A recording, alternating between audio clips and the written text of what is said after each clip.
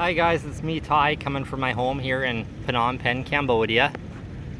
And last night when I was watching YouTube, I saw one of the other YouTubers came up, and it's somebody I never heard of or whatever, but it's only 8 days old, his video, and he said he just fell victim to the massage parlor scam, which I've been hearing about that for years, but I also heard that Phnom Penh really kind of cleaned up its act. And especially from living here, since the beginning of the year, it seemed like Phnom Penh really has cleaned up its act. But he said that yeah, he got robbed at the massage parlor. He had a long flight, so his lower back was hurting, which I've got lower back problems too, so I can relate.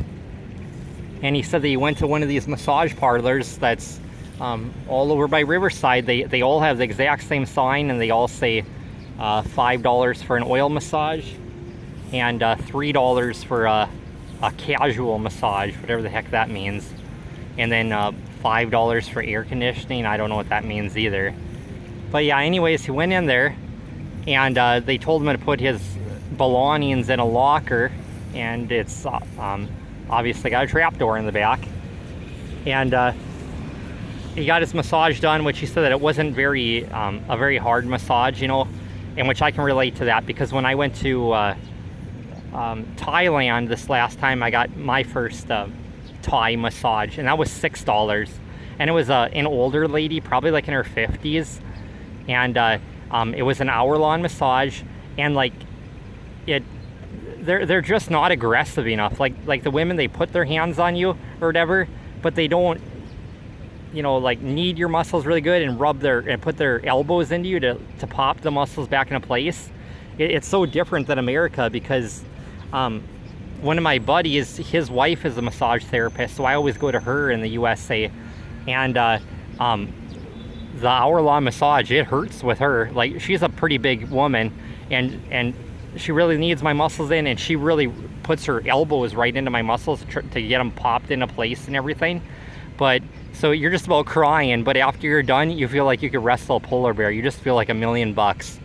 But that massage in Thailand that I got, like I said, I know you hate to say it that a woman's too feminine, but they, like I said, they just didn't have the power to pop all my muscles in back there. So I felt a little bit better, but not very much.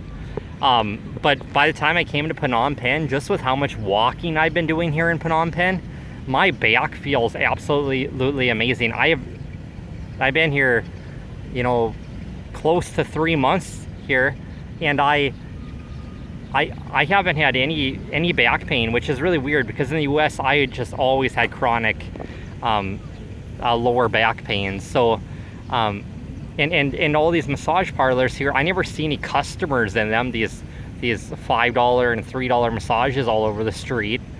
I did see a couple Indian guys from India there walking there visiting with the girls, and I was like, oh boy, they're gonna learn a lesson after this. But other than that, I hadn't seen anybody. But yeah, this guy here, he looked American, and said he's an ex-police officer. And yeah, when I think it was like the next day or that night later on, he went to go try and buy stuff, or pay for his beer, because he bought some women some beer or whatever at the bar, and both of his $100 bills, the lady said, are fake, and it said right on the bottom, it said copy right on Ben Franklin's on his shoulder there in Khmer or whatever.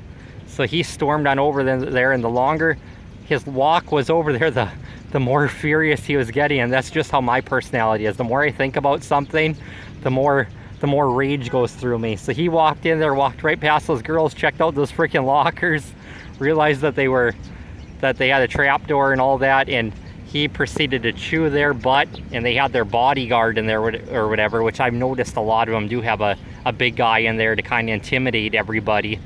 And he demanded his money, and they are like, we'll give you $150 back. And he's like, nope, I want my full $200 back. And like I said, he was about ready to throw shit around in there. And they finally gave him his money back. And the next day he was recording the girls and their massage parlor. He was so freaking angry. So yeah, it's a shame that still isn't over, because I saw it just made the news that the Prime Minister or the King or whoever's in charge here of Cambodia, that they've been getting a lot of complaints at the police departments and the embassies and everything, that over at, I think it's Siem Reap Airport, that the immigration officers have been charging a $5 tip, which I've heard about that happening too. Like, I never got charged it here in Phnom Penh, but I heard that some people just did get charged it. Like, I came on the E-Ordinary visa looking for work, so that's $35, and I didn't have any trouble. I paid the $35, but all the guys that came here on a tourist visa, that's supposed to be $30. They charged all those boys $35, so they might as well have just got the E-Ordinary visa. So, and then also I'd been asking around to some of the other YouTubers where to buy duct tape around here, because in the US I use duct tape to repair everything. You know, it starts to get weathered, and you lose the strength just for holding stuff together, and then go and rip that duct tape off, put on some new stuff or whatever. And all that I had seen around here was just the really weak duct tape that doesn't hold anything. All it does is seal cracks in your furnace or whatever. It's not the heavy duty cloth tape. It's like aluminum foil is what it is. And then clear thick tape for closing your packages, like for UPS for shipping and stuff like that in the mail. But so I asked Tom Trips out. He recommended I go to Mr. DIY, and I said I'd already been there, and those are the only things I'd seen there. And then Itchy Feet on the Cheap, he recommended I go to PBC, Peace Book Company, and it's a lot like IBC in Aeon Mall, which is I forgot what the name is, what it stands for, but it says IBC there anyways. But they didn't have any anything like that, so I went to the other Mr. DIY. I went to the Aeon Mall one instead of the Soria Shopping Center, which I checked originally, and sure as heck they do have duct tape there. They have the kind that's like aluminum foil that's not gonna hold anything, but they have what's called cloth tape, and it's in black rather than silver like we're used to in the USA. So I guess they do carry it. And then on my way back from Aeon Mall, I decided to take a different street home, kind of through the Chinese area, and they have a mall over there. It's called like the Oxford Mall or something, and I walked in there, and boy, that place looks just in shambles. There's a cat down there, but there just aren't that many stores in there or nothing. I don't know if some of these places even stay open. So it's got like 5 levels to it, but the first level is the only place with stores really. The second level, there's like 5 different stores spread through this long building, so you won't even walk to the other side to even see if there's stores in the middle of it. It's just not very good for business there. They way overbuilt on malls here. They just don't have enough you know, business to come into there, and just not enough customers either. And then my walk back, right next to Naga World, I had seen that PCC or PBC or whatever, Peace Book Company sign or whatever. So I decided to go check that place out, and it's a lot like IBC. A lot of stuff for school teachers and for the school. They actually have school desks and big whiteboards, like blackboards there, and just tons of the English learning books for like grade 10, grade 9, all the stuff that you would use in the public school system. So it was nice checking that out. And they also had the cloth tape too, you know, like duct tape, except theirs was in red or brown. So yeah, check that out. And then on my way back, I think I already released the video to you guys just now for that what is it, Pencil Super Center or whatever, where all the hottest women here in Phnom Penh go shopping for clothes and hang out. You won't see many guys in there. It's like I said, it's pretty much just a women's store or mall is what it is, almost like a flea market in there. And it's actually pretty darn big. And yeah, and then actually in the very back is the Pencil Super Center, in a back room, and that place is pretty darn small and just dust is all over everything. But honestly, a couple things that I would actually buy there are their plates. They have like some Disney plates or whatever, but they're actually the same size as our porcelain plates that we eat with. You know, you would go to Walmart and pay whatever $4.50 for a plate, because at Mr. DIY and Aeon Mall, all their plates are almost like a bowl rather than an actual plate. So this is where I'd buy them, you guys. They had like 16 of them or something there. And then they also had a 500-gram thing of honey, and that was only $2.85.